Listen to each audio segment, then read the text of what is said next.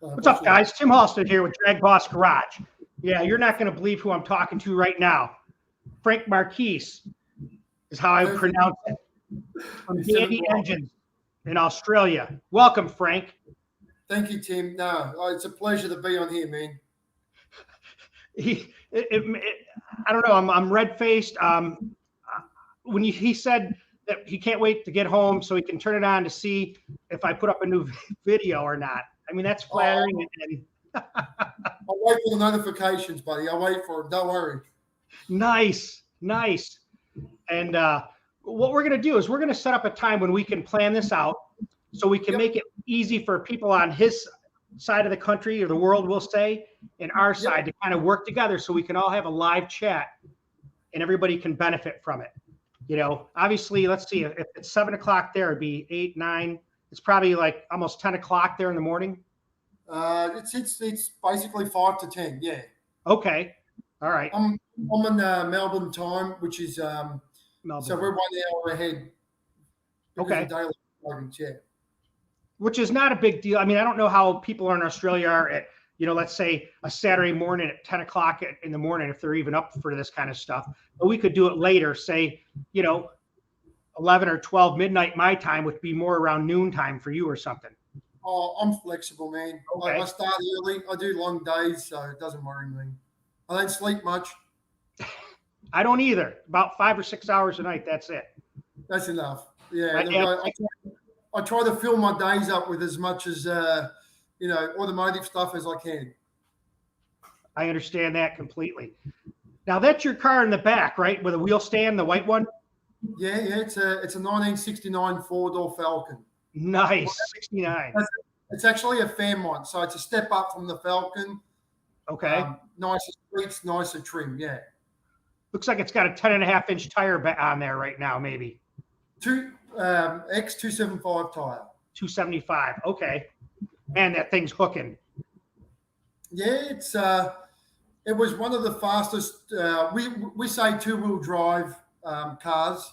Yeah. Because some of the first 6-second passes in a street legal car were done with a Nissan GTR 4-wheel drive car. Wow.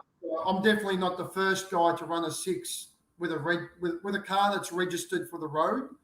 I'm probably like one of the third guys to do it, but I'm probably one of the first to do it with a car that was used for drag week in Australia. So the car is fully registered, yeah. And we ran like a 696 at 211. 696 at 211. Yeah. And it weighs in at like 3,850 pounds. Is that with you in it? Yes, that's with the driver. Yeah, helmet, or the gear. Yep. That's ungodly fast. I mean, I can't even conceive that. 200. I mean, that's not the most aerodynamic car looking at it from this picture. No, it's a square brick. And look, and I'm far. I only get to race like 3 or 4 times a year. Okay. And I'm not like, I don't have the suspension right down pat where it's dialed in. 60-foot times on the best the car has ever done in the 60-foot is like a 116. Okay. But traditionally it's in the 121s, 120s without some of our tracks that I race on. Wow. Now what's the power plant in that? It's a twin precision Gen 1 88s. Okay. It's a 450 cubic inch small block Ford, like a 9.5-inch deck Windsor block. Yep. And I run the Australian-made Higgins Racing cylinder head, Cleveland style cylinder head. Nice. So, that's a serious head right there. Naturally aspirated on the engine dyno. Let's just say pump fuel, 30 degrees of timing, and just an off-the-shelf Dominator, like a 1050 Dominator. Yeah. It makes about 720 horsepower, no vacuum pump. Wow. Add the twins, it's a whole different story. 40-pound of boost on the hub dyno. I get a lot of help from the guys at Proline. So I couldn't have done this without the guys from Proline in Georgia. Yeah. My American buddies. And their best tuner, Steve Petty, has helped me a lot in the last 10 years with the car tune-wise. On Q16, it pushed out 28, 20 at the back wheels on 40 pound. 2820 at the back wheel with how much boost? That was about 40 pound. Wow. It actually dropped off to 38 I had a boost leak. I didn't know. Yeah. And so it actually, I would say it was probably most of the run was 40 pound, But now, where's it leaking from? The wastegate? No, I just had a series of V-band clamps. Okay. It's amazing what you can do when you remove all the intake rockers and block the front of the turbos and put your compressor, we say like a compressor air line, Yeah. and measure 10 pound, turn on the ignition, look at the map sensor, what the ECU is telling you, and I only had 2 pound. So Okay. I put 20 pound of, compressed air into my intake charge system, and it would only show 10 pound. So once I fixed all the leaks, I had 1-to-1. Wow.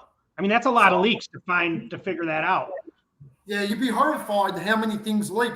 One of the biggest things that leaked was a TPS switch. Or Position sensor. Yeah. Or the bearing switch. Yeah, where the blade shaft is. Yeah, Butterfly. Wow. That was a wrench way back in the days in the 80s when fuel injection was just coming out. I worked on cars for a living, and it got to the point where I either had to go to school for something else or go back to school for cars because the ECMs were just coming out, fuel injection, and it was like, I don't know if I want to do this, So I made a different choice. Tim, I'm a carby guy. Me too.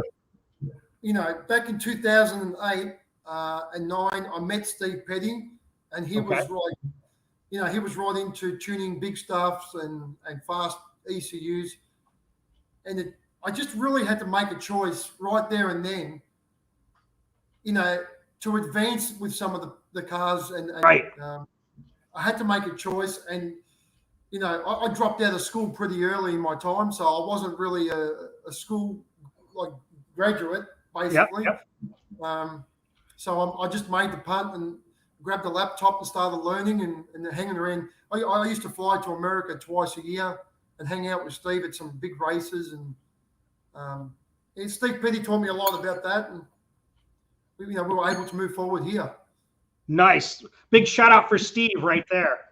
Yeah. That helped you along. That's nice to hear. Appreciate that. Now you work at Dandy Engines. I work for a cousin of mine that owns. He's the founder and the boss of Dandy Engines. Lou, I think is his name Lou. Correct. Okay. Yep. And nice. Lou's been in the industry for like 40 years. He's a die-hard machinist. Like, he just loves machining, perfection in machining. Sure. And that has made my life easier growing up. Whenever something's not right, he's stepped in and said, let's machine it this way or that way. And, definitely made it. It's so much easier when an engine is machined mechanically correct. Just like you said earlier, if you've got a valve that's leaking, yep, the engine ain't going to run correctly. You're missing out. That's 20 horsepower right there, man. And it's really just a simple thing. You could almost lap a valve in and fix that, I probably could have. I just don't have the confidence yet to go mess with that, Correct. But you understand what I'm saying. It's such an easy thing that could easily throw a curveball into the whole project and make you scratch your head chasing lots of things.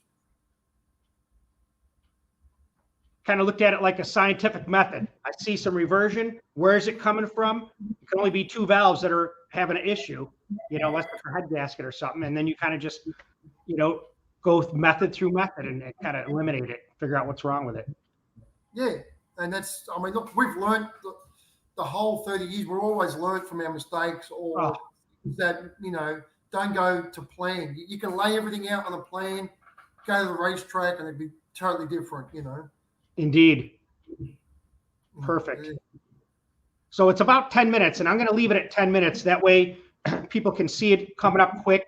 And then when I'll email you back when we can set up a good time for us both to be able to accommodate both sides of the world, we'll say, because it'll be. I'm easy, Tim. So just whatever works for you. Perfect. I appreciate it, Frank. Thanks for getting in touch with me. I really feel honored to be on your show. I'm honored to have you talk to me. You know, I just can't believe it. I'm just a diehard Ford fan. You know what I mean? I hear you. Me too. I love anything with an engine, though. Anything that's got spark plug, valve springs. I love it. Oh, yeah. Look at that guy. I like my billet Hemis too. I'm a bit of a Mopar fan. I gotta say, I like them too. I want to have a Hemi too someday. Old 70s, you know. Yeah, I was lucky to be involved with a customer. Two great. Well, there's a team of guys, but father and son, Daniel Sobolik and Wally Sobolik. They took me on board not only as their engine builder, but they made me a partner in their race car. And probably about 12 months ago, I was lucky to say I was the first guy in Australia to run a 5-second pass on a radial tire with one of those billet Hemis. Yeah. On a 275. No, that was on the 315. Okay. Man, that's still it was the first radial tire car in Australia to run a 5. Wow. So all I want is a 950, and I'll be happy with life. I don't need any more. That's it, 950. I've been 966. I don't need any faster than 950. No, you'll do that. You'll do that. That's no problems. I hope so. That engine you've got there in the background, has that got to raise the exhaust port, Cleveland head, or is it just the standard? This one back here, that's an A3 headed. That's an A3 headed Cleveland 409.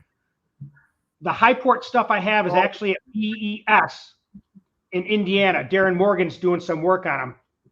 So those heads are in Indiana. Yeah, he's a genius. Yeah. Oh, he is. I'm telling you, he's a great guy. He's taught me so much about head flow. I've never even ported a set of heads, but I have a great understanding of flow dynamics from him teaching, being a mentor, telling me how to look at the way air moves. It's unbelievable. I can't wait to try some, do a little porting on something, and see what I can do. But awesome. But that's my goal, is to build those 2 Pro Stock motors and my bucket list and a couple other things. So I'm glad you're here to watch and enjoy. I wish you were closer, because you'd be machining this stuff, I'd be pulling the string on the dyno. I'd be saying, Tim, bring it down. I want to pull the string on that 10,000 RPM. There it is, man. Woo! Hit it. That's what I say. Did you like that engine my good friend Adam Cope done in Australia? Yes. You know what? I'm building the DragBoss now. It's a 427. And I'll tell you, the only difference is going to be the heads. Darren's doing my heads and intake, and he has Scott Cook's heads. I only want 850. He made 1,000. I think I could get there. Yeah. But I mean, I'm doing 904 lifters, titanium valves. I got a T&D steel rocker setup for it. Nice. Billet Crowder rods, Callie's crankshaft. So kind of similar parts. Nice. Yes. Very nice parts. Thank you. I'm going to end it now, because that way we can talk a little bit. So guys, you see who's here. We're going to have a lot bigger conversation, a live chat pretty soon. I'll keep you posted. Thanks, Frank, for stopping by DragBoss Garage.